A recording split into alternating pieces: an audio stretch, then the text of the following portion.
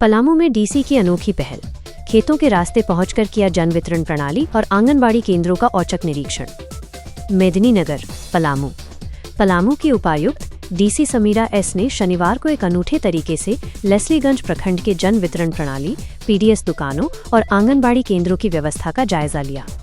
आम लोगों और बच्चों की समस्याओं को समझने के उद्देश्य से डीसी के नेतृत्व में एक जिला स्तरीय टीम का गठन किया गया, जिसने अलग अलग जगहों पर औचक निरीक्षण किया। सुबह करीब 11 बजे उपायुक्त अपनी टीम के साथ लेस्लीगंज प्रखंड कार्यालय पहुंची।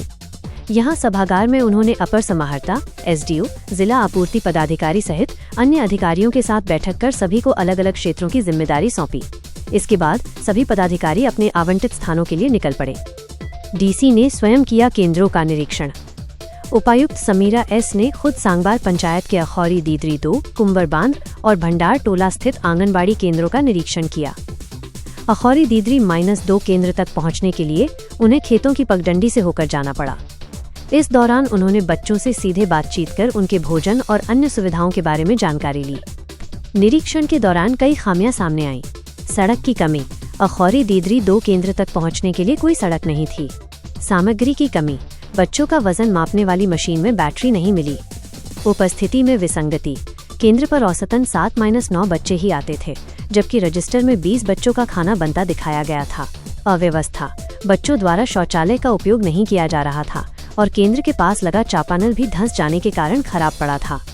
शिकायतें, बच्चों ने बताया कि उन्हें हर दिन अंडा नहीं दिया जाता, जबकि नियमानुसार ये अनिवार्य है। भंडार टोला में उपायुक्त ने पाया कि केंद्र तय समय से पहले ही बंद हो गया था और बच्चों को छुट्टी दे दी गई थी। कुंवर बांध केंद्र में सेविका और बच्चों की बातों में अंतर मिला और उपस्थिति पंजी भी व्यवस्थित तरीके से नहीं रखी गई थी। आगे की कार्रवाई। निरीक्षण के बाद उपायुक्त ने लेस्लीगंज ब्लॉक के सभागार में सभी अधिकारियों के साथ बैठक की। इस दौरान सभी जन वितरण प्रणाली और आंगनबाड़ी केंद्रों की जांच रिपोर्ट की समीक्षा की गई। उपायुक्त ने कहा कि इस अभियान के अंतिम प्रतिवेदन के आधार पर इन केंद्रों और दुकानों के बेहतर संचालन के लिए भविष्य में महत्वपूर्ण निर्णय और बदलाव किए जाएंगे।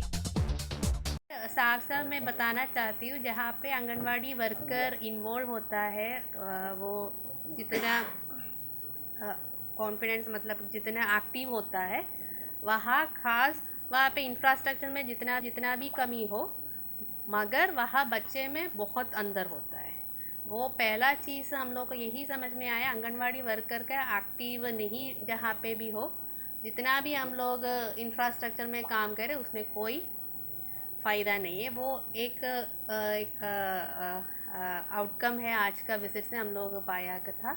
और बहुत सारा ऐसा आंगनवाड़ी है प्राइवेट बिल्डिंग में चल रहा है, खासकर हम लोग उसको 2 का भी हम लोग आइडेंटिफाई भी किया था। आसपास स्कूल है, we will be shifting over there, तो थोड़ा बच्चे का भी इन्वॉल्वमेंट, और बड़े बच्चे भी है, छोटे बच्चे तो थोड़ा पढ़ाई में भी थोड़ा और असर होने का संभावना है। और जहाँ मॉडल आंगनवाड़ी का बात है, वहाँ पे when you compare it better of है, इंफ्रास्ट्रक्चर भी बेटर है, आंगनवाड़ी वर्कर्स का भी थोड़ा इन्वॉल्वमेंट बेटर रहता है। मगर ये भी पाया गया कि बच्चे का उपस्थिति बहुत कम होता है, और ये भंडार पंजी में जो खाना वाना वगैरह का तो दिखाता है पूरा बच्चा खा रहा है, तो वो सारा के ऊपर हम लोग एक्शन ले रहे हैं।